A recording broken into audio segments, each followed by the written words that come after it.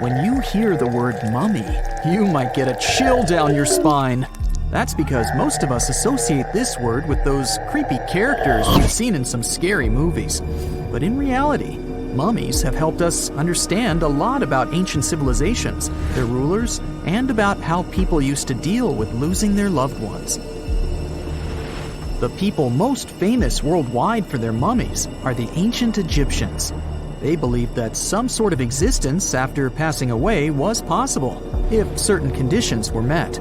That's why they insisted on preserving the human body through the process of mummification and placing the mummy in a furnished tomb, kind of like giving it a fully functioning apartment of its own. Why did they believe in this? Well, because they were deeply connected to their natural environment for the most part.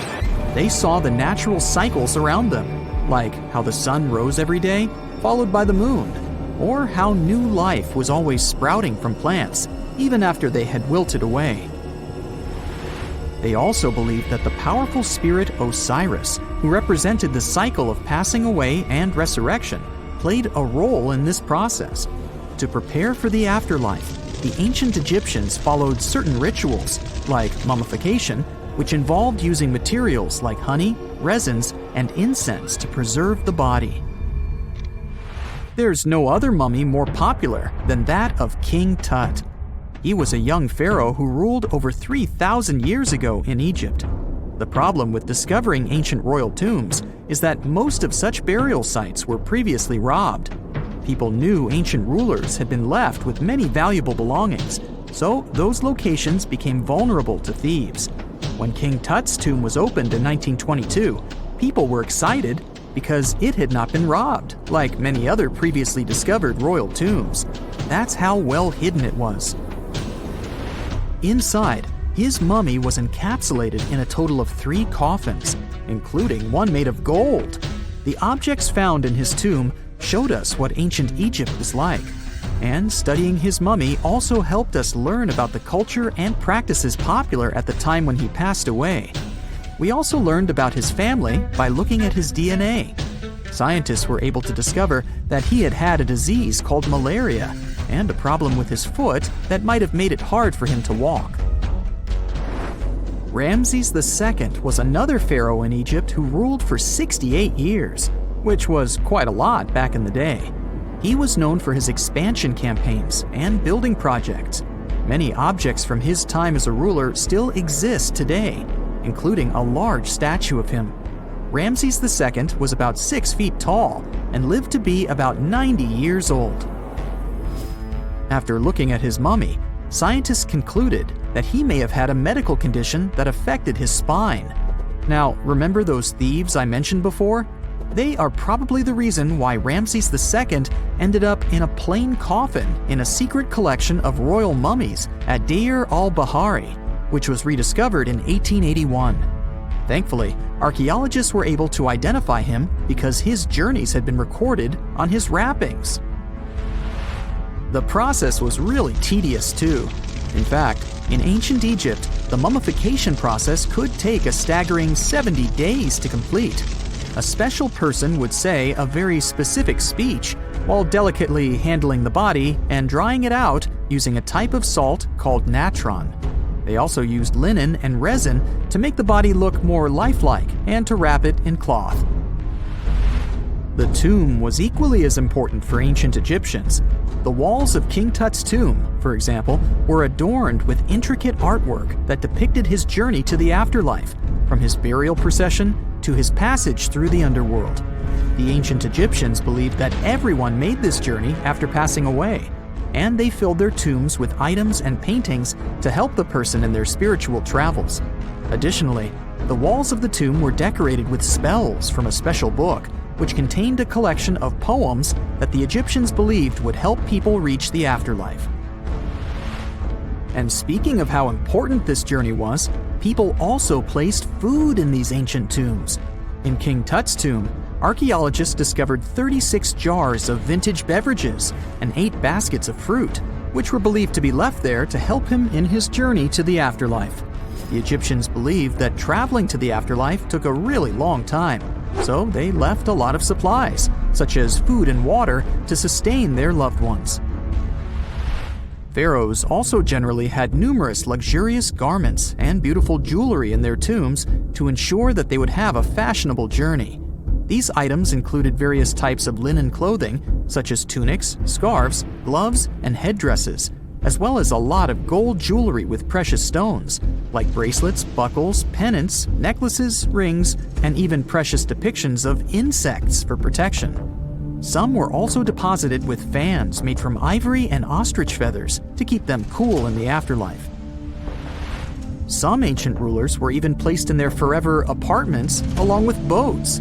For example, Pharaoh Khufu built the Great Pyramid at Giza as his tomb, and a large ship was found inside.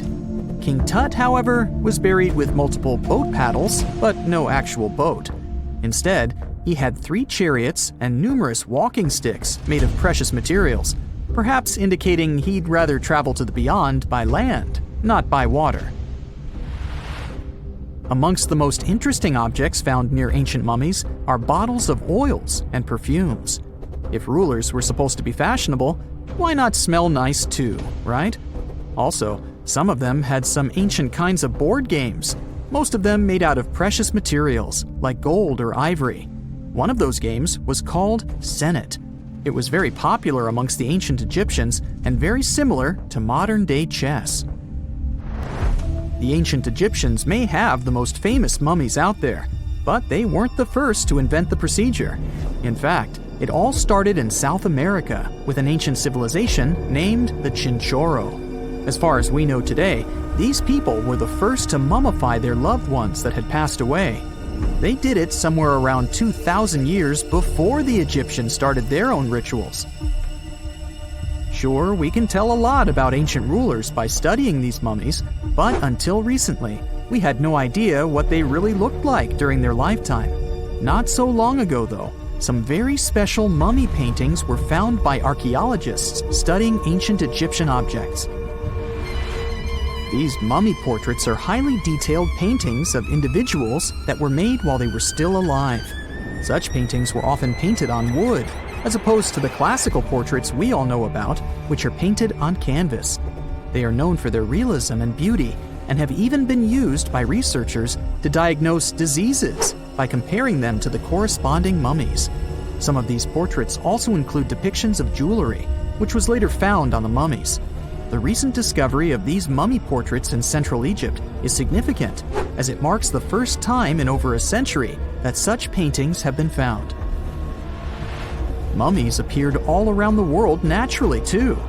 Mummification can occur without people intervening because of natural conditions, like extremely cold or hot environments, places with a lack of oxygen, or accidental exposure to chemicals that preserve the body.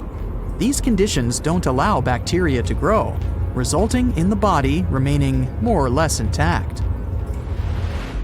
Famous Otzi was one of these mummies. We know today he was a man who lived around 5,000 years ago in Europe.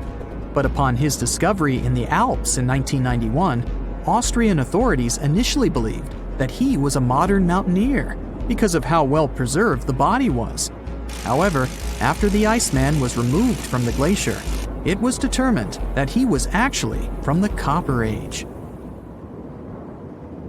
There are countless doors all over the world that haven't been opened for decades, and even centuries. The question is why? It seems that nowadays you can open any door you want. The truth is that some doors were sealed for a grave reason. And so far, nobody has found out what treasures and mysteries they hide.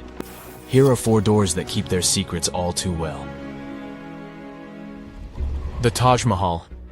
First up, we've got the Taj Mahal in India, one of the most romantic places in the world. Shah Jahan commissioned it in 1631 and dedicated it to his 3rd wife, who he loved like crazy. They were married for 19 years and had a whopping 14 kids together. But unfortunately, she passed away while giving birth to their last baby. Shah Jahan was heartbroken and decided to build an epic tomb to remember her by. The construction took a whopping 20 years to finish. The building has quite an interesting layout. The design is super unusual with these 4 massive 130-foot tall minarets that stand on the corners of a huge platform. They're not just there for looks. Back in the 17th century, architects were having some serious issues with buildings collapsing under their own weight. So, the chief architect of the Taj Mahal made sure to place those minarets as far away from the tomb as possible. And he even tilted them in a way so that if they did fall, they wouldn't wreck the rest of the Taj Mahal. Talk about planning ahead. The Taj Mahal is hiding some crazy secrets. There are sealed rooms all over the place that nobody is allowed to enter. And if you check out photos of the building from the riverside, you can spot 2 basements. But guess what? They're sealed up too. Nobody knows what's inside or why they've been locked up since the time of Shah Jahan. Apparently, there's a good reason why those rooms are off limits. Some researchers think that they were built using marble, which turns into a different substance called calcium carbonate if it's exposed to carbon dioxide. And when that happens, little bits of marble start chipping off like crazy. To make matters worse, there's no air flowing into these rooms. That means that if too much CO2 builds up in the basement, the 4 minarets could collapse. But wait, there's more. Some people think that the body of Shah Jahan's wife can be found in one of these sealed-up rooms in pristine condition. Why not? Who knows what the mysterious rooms might keep? The Great Sphinx of Giza. The Great Sphinx of Giza is shrouded in mystery. It's not just the largest monolith statue in the world, but it's also a hybrid creature with a woman's head and a lion's body that originates from Egyptian and Greek mythology. It's also very ancient. It's estimated to be around 4,500 years old. The construction of this marvel took about 3 years and required 100 workers who were not slaves and were treated with delicacies like sheep and goat meat. It is also thought that it used to be much more massive than it is now. Archaeologists found huge stone blocks and abandoned toolkits near the site. However, the real secrets of the Sphinx lie underground, near its paws.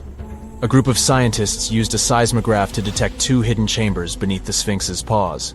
Some people think that these rooms might be the legendary Hall of Records, which holds ancient scrolls revealing the secrets of the universe. I mean, that's way cooler than any library I've ever been to.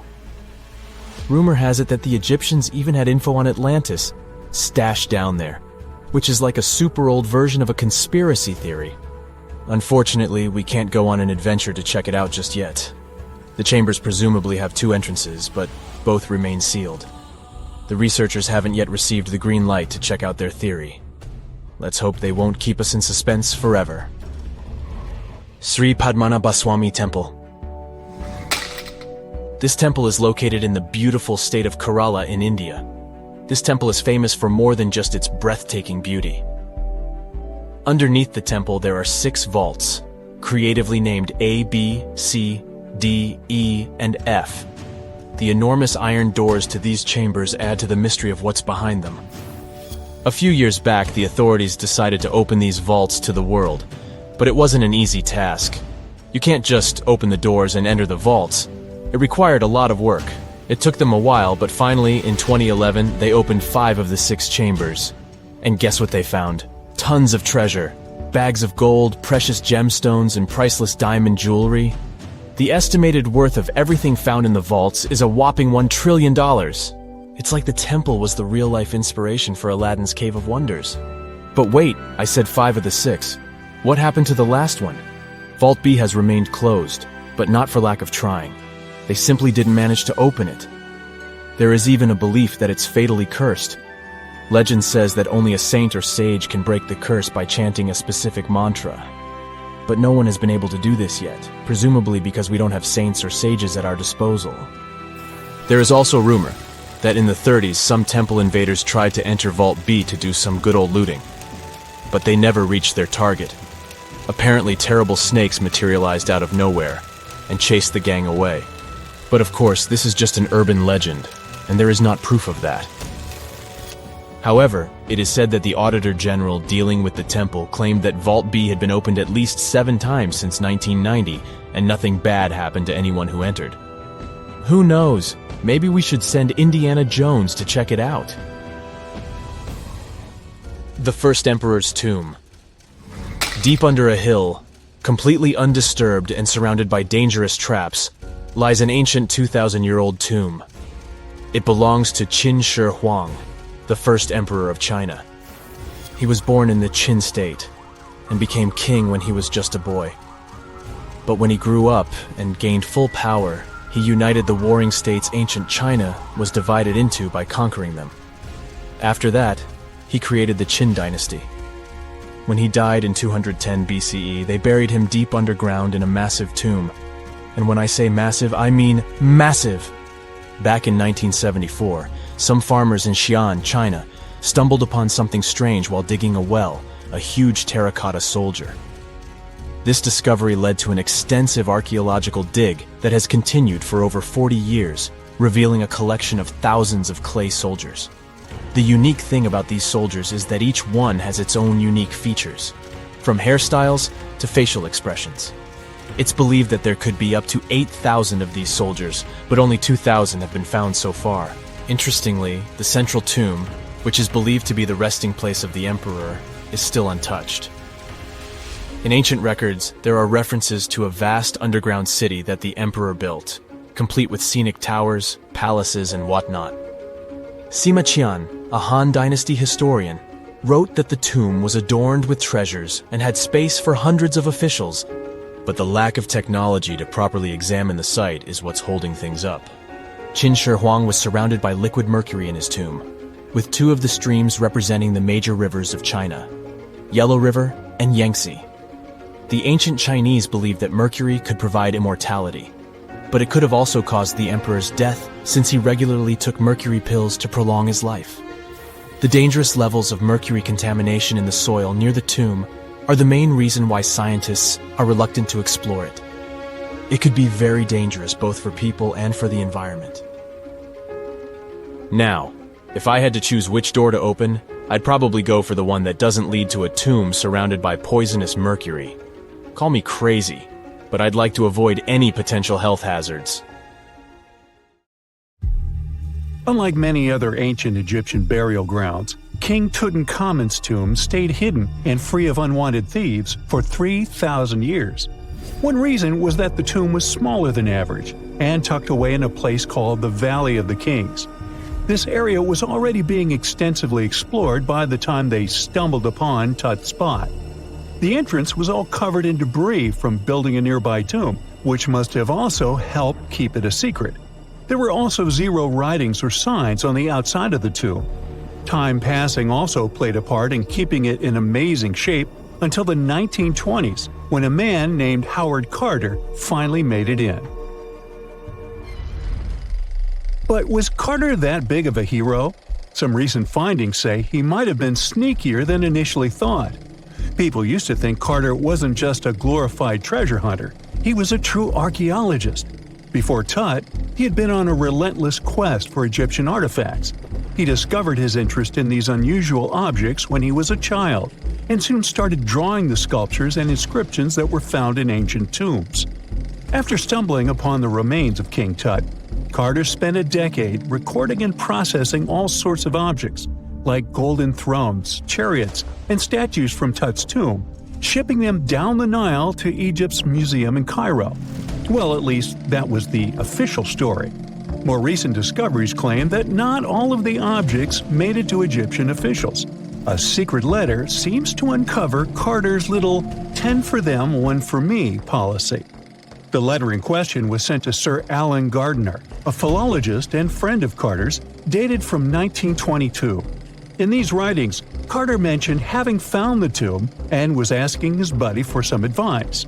In another letter from 1934, Gardner seems to be thanking Carter for an amulet, which was sent to him as a thank you gift. Carter was adamant that it didn't come from Tut's tomb, but evidently it did. Even the British director of the Egyptian Museum was onto Carter's sneaky endeavors, but couldn't prove it. He compared Gardner's amulet to others from Tut's tomb, and lo and behold, they were a perfect match. Gardner was so disappointed to have been put in such a sticky situation that he vented to Carter in another letter. Deciding to be a good friend, Gardner didn't throw the famous archaeologist under the bus. Instead, he advised Carter to take those stolen goods back to Cairo, just like he'd advise you to like this video and subscribe to the Brightside channel for more amazing videos on the most unique topics in history. It's not the only shady piece of information on Carter's post-discovery behavior. In 1947, a man named Alfred Lucas, who used to work with a controversial archaeologist, gave some information in an obscure journal in Cairo. He claimed that Carter sneakily cracked open the burial chamber door himself. Then he sealed it back up like nothing had happened before the official uncovering. Now, why would he do that? Well, the same theory suggests that Carter and his crew might have entered the tomb early so they could get their hands on some ancient goodies. Obviously, these people couldn't risk having such objects sold while they were still alive, but made sure they were auctioned off after they passed. Carter, though, never confessed to anything. He made no official denial either, but the Egyptian government couldn't risk any more mysterious disappearances, so they prohibited him from entering the tomb for a while. Some have connected this apparent stealing to the curse of King Tut. If you've never heard of it, know that it became quite the scary tale soon after King Tutankhamun's resting place was uncovered. It claimed that anyone messing with the tomb of the boy pharaoh would face some serious bad luck. It's not all dramatic like a mummy going on an aggressive spree, but word got out that the people involved in disturbing King Tut's lair met some mysterious, untimely ends. The main untimely passing related to this supposed curse is that of George Herbert, the 5th Earl of Carnarvon. He was this British aristocrat who helped fund the search for the tomb. He passed away just a year after the tomb was opened. Now, people love to call it mysterious, but it turns out that Herbert was already in pretty bad shape health-wise when he got to Cairo, and he ended up getting taken down by a regular disease. Now, let's talk numbers. There were a lot of people linked to this tomb opening – security guards, archaeologists, and supporting staff. And sure, a few of them did pass not long after the tomb started receiving visitors. As much as we'd like this curse to be true for the sake of, good storytelling, statistically, if you have a bunch of people connected to opening a tomb, you'd expect some passings just by random chance. The average lifespan for those supposedly targeted by the ancient curse was more than 20 years after the spell was supposed to kick in. Herbert's daughter even lived until the 1980s, that's half a century later. And Howard Carter himself lived until 1935, a solid 16 years after the big reveal. Some have suggested that the whole curse was nothing more than a careful PR strategy. You see, when Tut's tomb was found, Howard Carter wanted to make a priority out of keeping nosy reporters away. So he might have come up with a curse hanging over anyone entering the boy king's resting place. But what was stolen from King Tut's tomb anyway? Well, some jewelry to begin with. It might have been snatched by Howard Carter himself, according to a French specialist. He did some intensive research by looking at old pictures taken from inside the tomb back in the 1920s. He compared those images to various objects from museums and auction houses. He soon started to piece together the whereabouts of some of Tut's jewelry. First up, there's this collar that used to be on Tut's chest. It was all broken into pieces, and some parts went via Carter to the Nelson Atkins Museum in Missouri. Meanwhile, other bits ended up on a necklace owned by some unnamed people who tried to sell it in 2015 but failed. Even the Nelson Atkins Museum agrees, as they've confirmed the information on their website. Then there's a headdress piece. Some beads from it that once belonged to Tut apparently got stolen by Carter too. They were also strung into a necklace and are now being held at the St. Louis Art Museum. Another fancy collar made out of glazed ceramic magic spent some time at the Met, far away in New York. Thankfully, it was sent back to Egypt a bit over a decade ago. This seems to have been, as you'd expect by now, also stolen by Carter. Missing artifacts aside, King Tut still gave a ton of amazing objects that helped us learn more about this incredible ancient culture. Starting with the famous burial mask. It's this massive 21-inch gold art piece with semi-precious stones and glass paste. It weighs 22 pounds and showcases the boy pharaoh with a long beard and a headdress with a cobra and vulture. On the back, there's this spell from an important ancient Egyptian spiritual book, that's supposed to make sure it works just as well in the afterlife. Tut was also apparently a board game enthusiast. They found 4 board games in his tomb, some made of ivory. Archaeologists also found a pair of gold sandals, though you'd imagine they were more for show than for comfort. In fact, the pharaoh probably never wore them in his lifetime. Now, speaking of fashion items, it turns out Tut was quite the fancy ruler. They even found a mannequin in his tomb that was used to pick out, adjust, and store his outfits and jewelry. The boy king seemed to have also enjoyed some music, based on the 2 trumpets historians found in his tomb. Though they were played back in 1935 in a BBC broadcast, the instruments are today considered too fragile to be maneuvered. Egyptian archaeologists made an extraordinary discovery near Cairo just recently. Drumroll, please. The most ancient and most complete mummy yet discovered in the country. Yes, they were keeping it under wraps. The 4,300-year-old mummy was found in a group of tombs close to the step pyramid of Djoser, dating back to the Egyptian Old Kingdom. It was covered in layers of gold. The team also found several other tombs, including one belonging to an ancient Egyptian official and another belonging to a secret keeper who had the power to perform special ceremonies. Another interesting tomb was that of a writer, which featured the largest statues ever found in the area. This vast burial site is also home to more than a dozen pyramids and resting grounds. Probably one of the most famous mummies in the world is that of Hatshepsut. She ruled Egypt like a boss for around 20 years, building all sorts of impressive buildings and creating new trade routes. But when archaeologist Howard Carter found her tomb in the Valley of the Kings, her sarcophagus was empty. However, Carter did find 2 coffins in another tomb, one of which belonged to Hatshepsut's wet nurse and the other to an unknown woman. In 2006, a team of specialists decided to investigate whether that mysterious lady was the queen herself. They found a molar tooth in a wooden box with Hatshepsut's name on it, and when they compared it to a gap in the mummy's mouth, it was a perfect match. Ramses II was a pretty impressive ruler, but it was his mummy that eventually made history. Now, we don't hear too much about his daddy. Okay, I'll stop. Ramses is considered to be the most powerful pharaoh in all of Egypt, as he reigned for a whopping 6 decades. He also lived to be over 90 years old. Now that's pretty amazing, considering the time he lived in. Ramses II supposedly had over 100 offspring too. Talk about a big family. When he passed away, his body was originally buried in the Valley of the Kings, but some sneaky guys tried to rob his tomb of all his treasures. Officials back in the day weren't having any of that though, so they moved his body to a secret location to keep it safe. Fast forward to the 1800s, and Ramses II's mummy was discovered along with a bunch of other rulers and important officials. But it wasn't in the best condition, so archaeologists flew it to Paris to get it, pampered. Problem was, he couldn't just be transported into another country. The only solution available was to give Ramses II his own passport. His occupation was listed as king, and the document even featured his photo. Most mummies aren't necessarily known for having the most hydrated skin. But that of an ancient woman, also known as Lady Di, proves otherwise. No, not that Lady Di.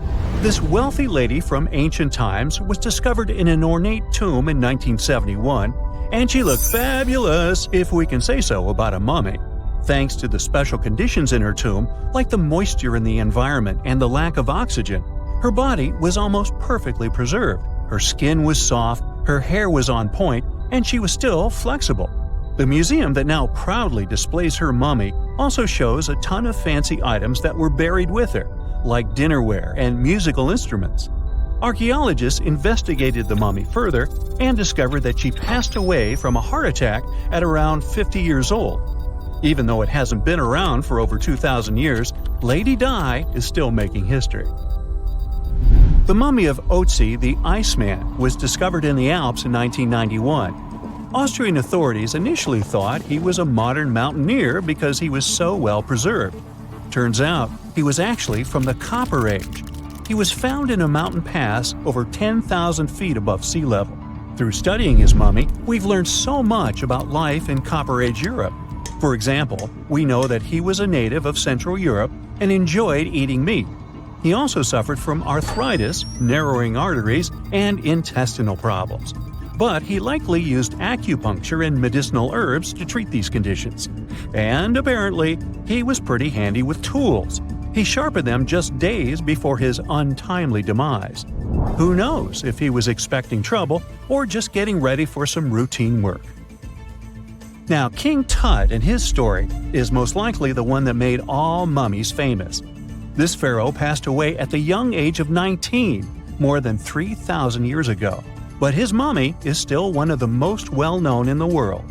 When his tomb was opened in 1922, people went wild because it was still intact, unlike many other royal tombs. It had some seriously blinged-out coffins, including one made of solid gold.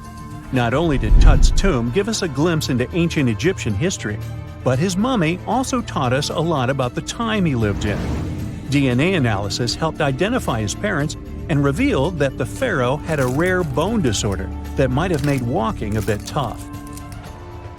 Now, Ginger is most likely one of the coolest mummies you'll ever hear about. He's like a time traveler from 5,000 years ago who's still looking fly with his golden hair and perfectly preserved nails. Ginger was discovered in Egypt and is believed to be the earliest known mummified body. Before people even knew about mummification, they used to place bodies in shallow graves in the hot, dry sand. And since the sand absorbed all the water, bacteria couldn't reproduce and the body was preserved naturally. Now, scientists are not sure if Ginger's preservation was intentional or not, but since he was buried with some pottery vessels, it's likely that whoever buried him knew some serious preservation techniques. If you want to meet Ginger in person, he's currently chilling at the British Museum. One Dutch art collector bought a statue from Asia and ended up finding a weird discovery. The statue contained a mummy hidden inside. Unfortunately, the body was too fragile to move, so they had to leave it there. The coolest part is that this mummy is over 1,000 years old and was on display for 200 years before being encased in the statue. When scientists did a CT scan, they found out that the mummy was filled with paper scraps covered in writings. Experts think he might have done this thing called self-mummification, which is a pretty intense process involving a special diet and tea that makes your body less prone to bacteria. Only a few people could handle this ritual, and those who managed to do that were seriously respected. No other Egyptian queen has baffled scientists and historians like the stunning Nefertiti.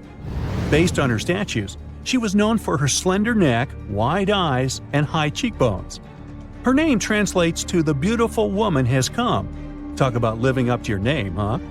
Even though she wasn't a pharaoh herself, Nefertiti still managed to leave a lasting impression. Written records suggest that, as a wife and queen, she held an incredibly influential role. Because of her power, she was indeed admired, but she also managed to make quite a lot of enemies throughout her life. She was also related to King Tut, but not biologically. Rather, she was his stepmother. So far, locals have yet to identify her mummy, but that may soon change. A local Egyptologist who has been busy excavating tombs in the Valley of the Kings has found two mummies that he believes could be Nefertiti and her daughter. According to specialists, we may soon finally get a definitive answer about the identity of these two mummies. And if one of them does turn out to be Nefertiti, we could be in for a real treat. DNA analysis and CT scans of the mummy could give us the most complete and accurate image of the queen that we've ever seen. It's crazy to think that we've only scratched the surface of what lies beneath modern-day Egypt. Nefertiti ruled during a time of great power and prosperity in Egypt, but unfortunately passed away in a period of social turmoil, leading to her gravesite being lost. Now, where's my mummy? A gruesome discovery took place in Egypt some years ago. You want to hear about it?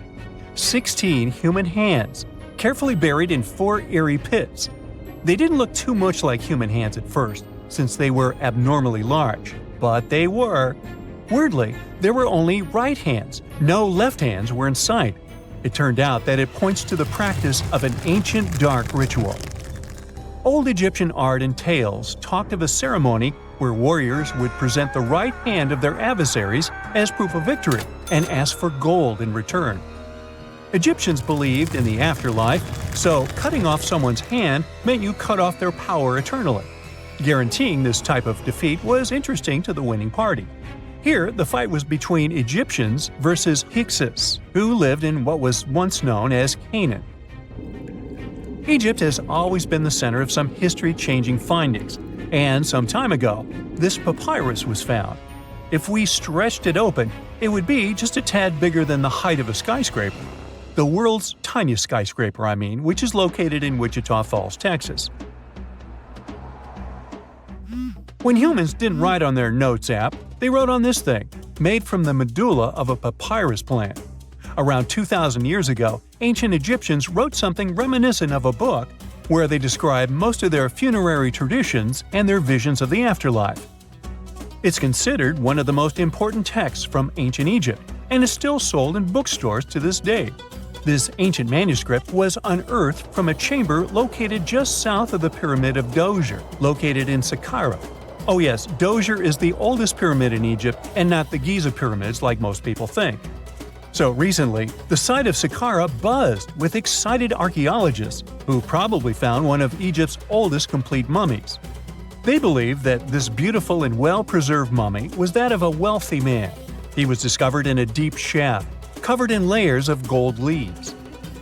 There are many symbols that show he was an important and wealthy man, like the band he wore on his head, the bracelet on his chest, and the fact that he was embalmed with a tunic, which was reserved for Egypt's finest. The most exciting part of the entire discovery was finding the resting place sealed with mortar, just as the ancient Egyptians had left it 4,300 years ago. Now this may sound weird, but back in 2008, archaeologists discovered a missing pyramid. Now it went missing because it deteriorated over the span of 4,000 years. Today, you can only see its base. It was a pretty important site back in ancient times. It is said that around the area of the pyramid, the ancients hosted a special type of ceremony where high priests would carry mummified remains of sacred bulls. Now here's a fun fact. Ancient Egyptians believed that Apis bulls were earthly incarnations of the city deity of Memphis and was connected to rites of fertility. It wasn't just any Apis bull, though. They needed to be all black, with a single white mark between its horns and a bunch of very specific characteristics. They were selected by the local priests and honored until they passed away. After that, they were mummified and buried in underground galleries. Meanwhile, this missing pyramid sort of disappeared around the 1800s. It was a German archaeologist who first found it in the village of Saqqara. He called it the Headless Pyramid when he first found it. But then, years after the official discovery, the desert sand came along and covered the whole thing. There were some excavations between the 19th and 20th centuries, but they weren't too systematic. That's why scientists were so thrilled when they dug an entire pyramid's base after removing the 25-foot mound of sand that was covering it. Oh, and it turns out American archaeologists are excavating a cemetery in Egypt that could contain over 1 million mummified bodies. So far, archaeologists have dug around 1,700 mummies. One of the main differences from other classic Egyptian mummies is that these people weren't kings and pharaohs. They were commoners that most likely lived about 1,500 years ago, when Egypt was controlled by the Roman and Byzantine empires. The name of the cemetery is cool, though, the Way of the Water Buffalo, just in case you want to check it out on your next trip. Other than bulls and buffaloes, ancient Egyptians also liked baboons. Are you seeing a pattern here? In the beginning of the 20th century, archaeologists discovered a site filled with mummified baboons in a place called, guess what? The Valley of Monkeys. An animal wouldn't have been mummified if it wasn't considered important. Certain animals were more important than others, since they were linked to specific deities. Jackals were connected to Anubis, the ancient god of the afterlife, and cats were likened to the female deity Bastet. Baboons were a pretty big deal, since they were believed to be connected to Thoth, the deity of wisdom and advisor to Ra, one of Egypt's supreme deities. The archaeologists who studied these animals weren't too happy. They think these baboons were kept inside and were deprived of sunlight for most of their lives. They had extreme vitamin D deficiencies and they were poorly fed. Maybe Thoth got angry with these baboon keepers. Just a guess. Since there's never a boring day for archaeologists in Egypt, they also found human mummies with golden tongues. Since Egyptians were all about the afterlife, they believed that golden tongues might help a person speak once they pass to the other side. I mean, it's a long shot, but hey, why not? Some of these mummies were placed in wooden coffins with goods, such as necklaces, pottery, golden artifacts in the shape of lotus flowers and scarab beetles, and iPhones. Just kidding. A new temple was also unearthed recently in Egypt. Scientists believe it was dedicated to honor Zeus Cassios. That deity would be a cross between Zeus, the almighty Greek deity of the sky, and Mount Cassios. While digging around the Sinai Peninsula in Egypt, archaeologists spotted 2 pink granite columns poking out of the ground, and bingo. They believe these columns represented the temple's front gate and collapsed during an earthquake many years ago. And speaking of deities, there weren't only super serious deities. Recently, scientists unearthed a golden ring in a city south of Cairo. No, Frodo, it's not magical. It was a normal gold ring, but it had the depiction of the deity of fun, officially named Bes. This deity is often described in sacred texts as a happy chubby dwarf. Today, many tattoos we get are sorta deprived of any sense and are made of aesthetic purposes only. In ancient Egypt, though, women would get tattoos as a token of protection for childbirth. That's what scientists think, at least. Around the Nile region, scientists found some mummies that had well-preserved tattoos, which is a rarity since the skin deteriorates so easily. 2 of these women tattooed their lower backs, and the drawings were simple. They were mostly pictures, including that same chubby dwarf we just talked about, Bes. He also had a side hustle as the protector of women during childbirth. Now, would you believe me if I told you ancient Egyptians invented robots?